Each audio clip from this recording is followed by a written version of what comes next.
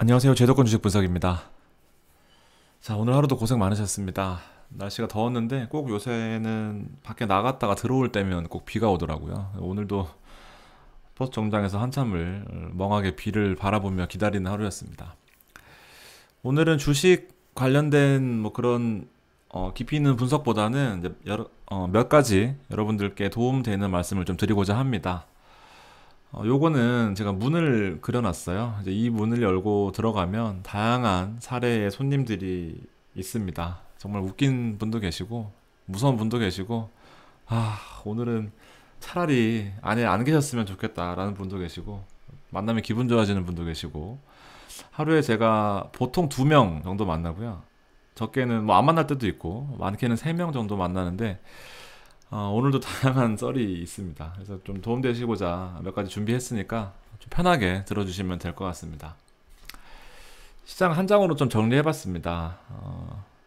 예전에는 제가 주말마다 이 종목 픽하고 이 종목을 분석해서 다음 월요일이 기대되는 이제 그런 때였다면 아무래도 저도 솔직히 말씀드리면 시장에 대한 매력도가 떨어진 건 사실이에요. 이게 시간이 좀 걸리죠. 대부분의 종목들이 수급이 워낙 약하다 보니까 시간이 전부 다 걸립니다. 이게 옛날같이 일주일, 보름 진짜 많이 걸려야 한 달 안에 어느 정도의 그 승부가 났다면 지금 대부분의 종목들이 숨이 길고 5% 수익 내는 것도 참 쉽지 않은 이제 그런 게 사실입니다. 그 이유가 이제 일 거래 금액 때문인데요. 1조도 안 됩니다. 오늘도 보니까 사고 팔고 한 게 6천억 가까이 되는데요. 확실히 거래량이 많이 줄고 개인들에 대해서는 아침마다 반대 매매 나간다고 아주 그냥 씨름을 하고 있습니다. 본인도 다 알고 있었지만 모른다고 하면서 이제 왜 반대 매매 나갔냐. 아시겠지만 반대 매매는 시장가로 바로 매도 쳐버리거든요. 아침 9시에 시작하자마자. 그렇게 되면 오늘같이 잠깐 반짝하고 떨어지는 이럴 때는 이 오르는 이 구간에서 수익을 못 내기 때문에 답답한 거죠. 바로 팔아버려가지고 왜 팔았냐 하고 나면 이제 또 이렇게 떨어져 있는 거죠, 사실. 그래서 그런 아침마다 전쟁터고요. 그래서 거래량이 일단 적기 때문에 우량 종목이 제대로 좀 잘 갈 수가 없는 그런 상황은 맞습니다. 그래서 제목은 이렇게 써놨습니다. 미국은 펀치를 맞을 준비가 되어 있다.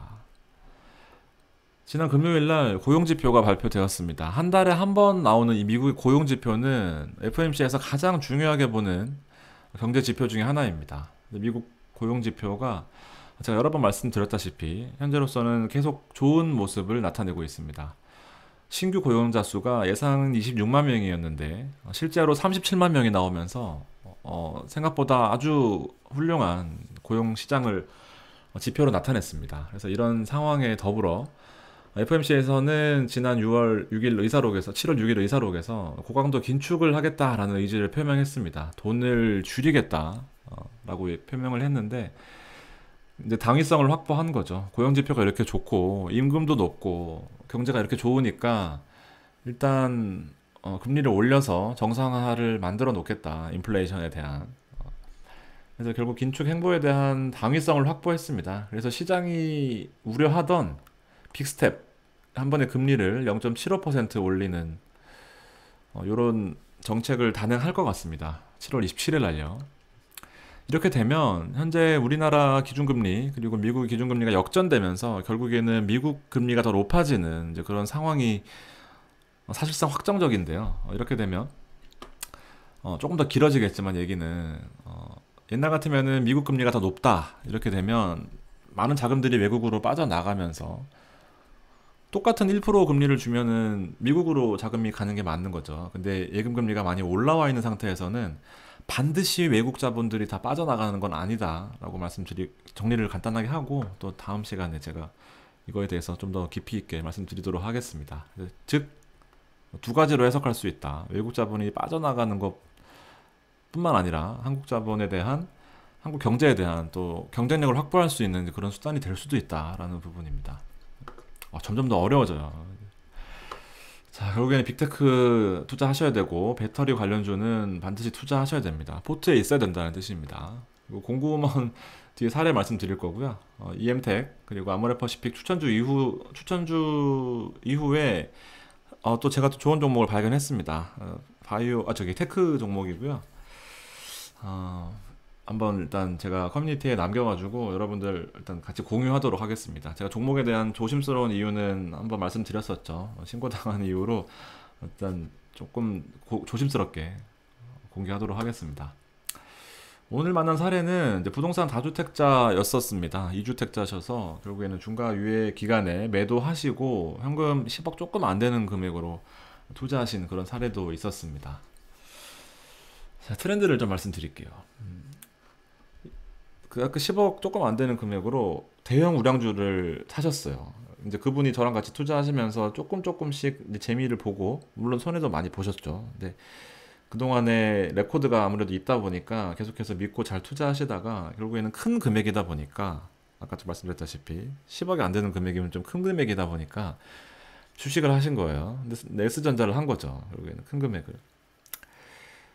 그러니까 왜 그걸 샀냐 말도 없이 그랬더니 이제 결국에는 그겁니다. 큰 돈을 굴릴 거면 삼성전자 아니냐, 맞는 말씀입니다. 그래서 근데 미치겠다라는 거죠.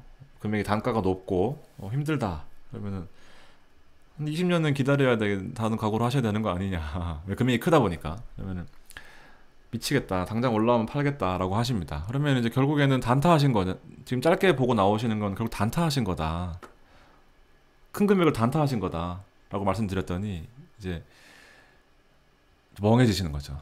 결국에는 그겁니다. 투자 기간이 핵심인 거죠. 우량주는.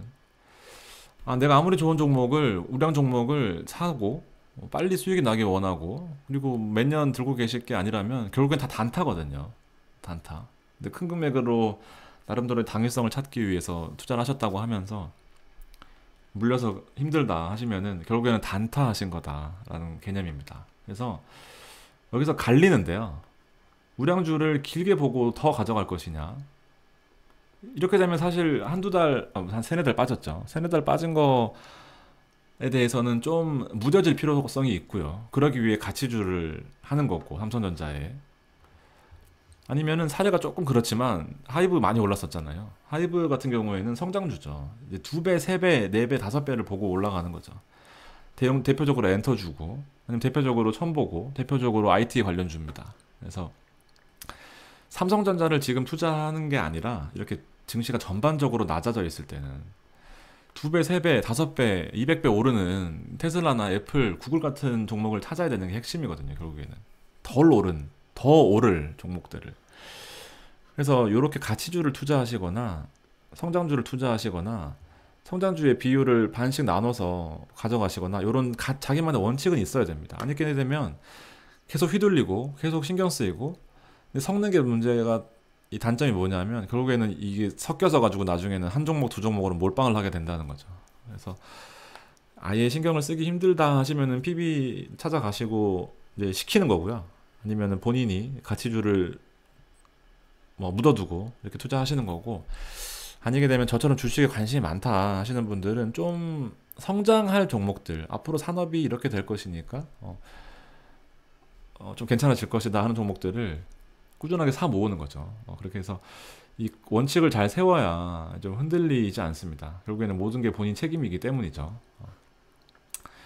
그래서 삼성전자를 사는 것도 좋지만 기간을 길게 보면서 우량주의 매력을 찾을 것이냐, 아니면은 지금 힘들 수 있어요. 근데 지금이 기회죠. 사실은 대폭 세일하는 기간이잖아요.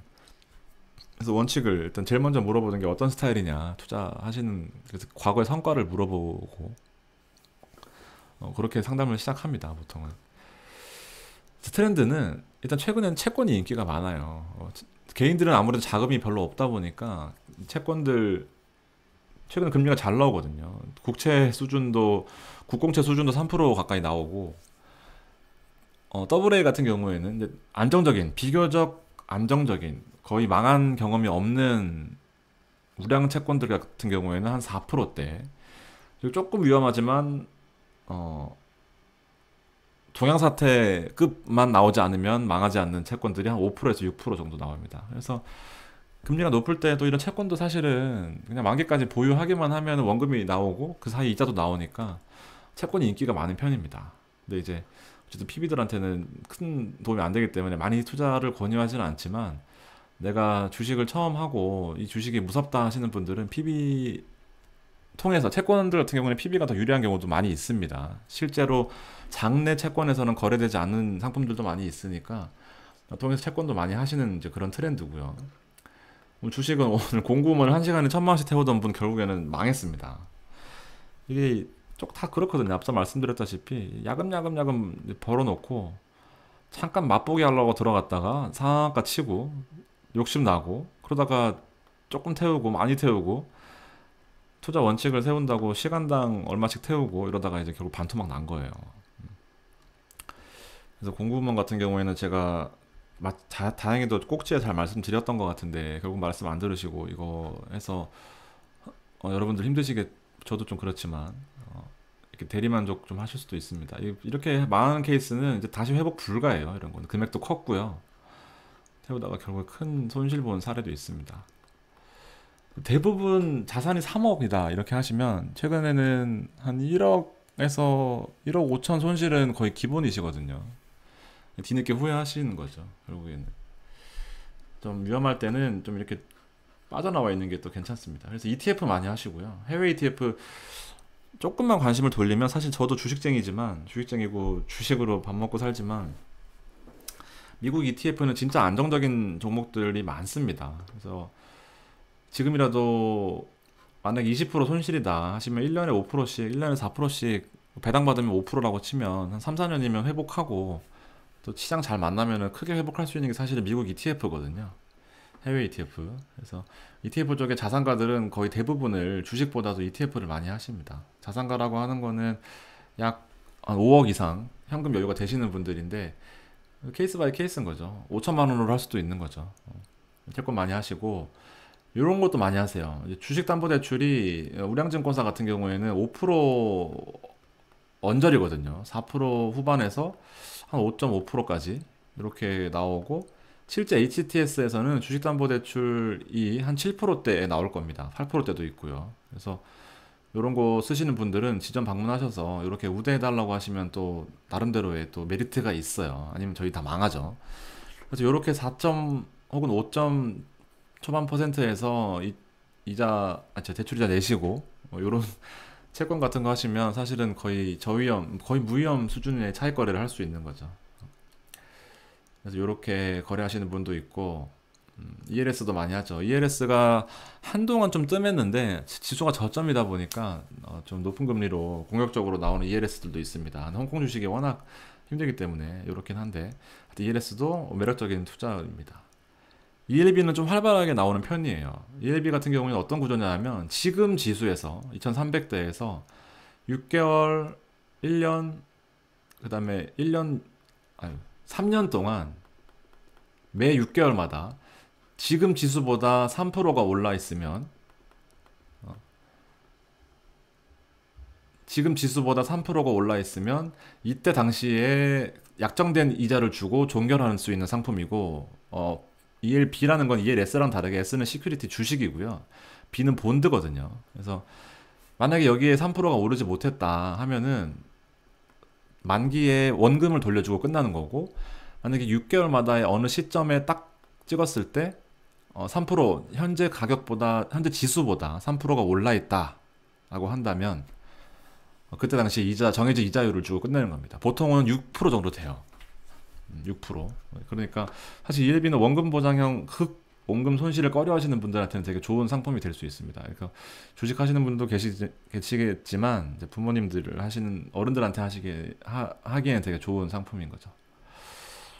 여기서 말을 하도 많이 했더니 이제 또 당이 떨어집니다.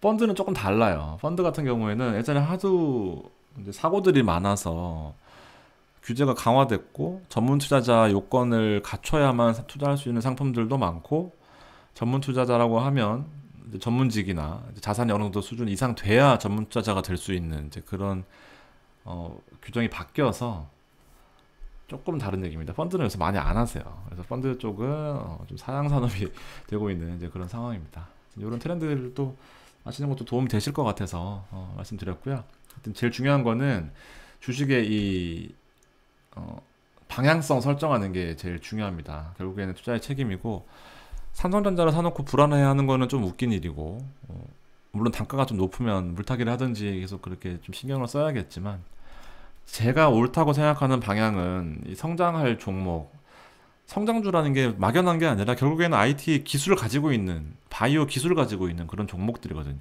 그래서 신문 보다가 뉴스 보다가 땡기는 종목들이 있으면 관련된 거 찾아보고 관심 가지고 내가 느낌이 오는 종목들이 사실은 제일 좋다고 봅니다. 이제 거기에서 조금 더 도움 드리는 게 저희들의 역할이고요.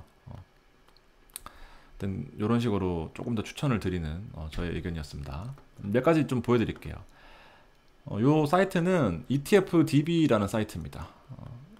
제가 요번에 교육 가서 들은 건데요. etfdb.com 들어가시면 아까 말씀드렸던 파퓰러 ETF라고 해가지고 최근에 트렌드들이 어느 쪽에 많이 올라와 있나 전 세계에서 다 보는 아주 유명한 사이트입니다.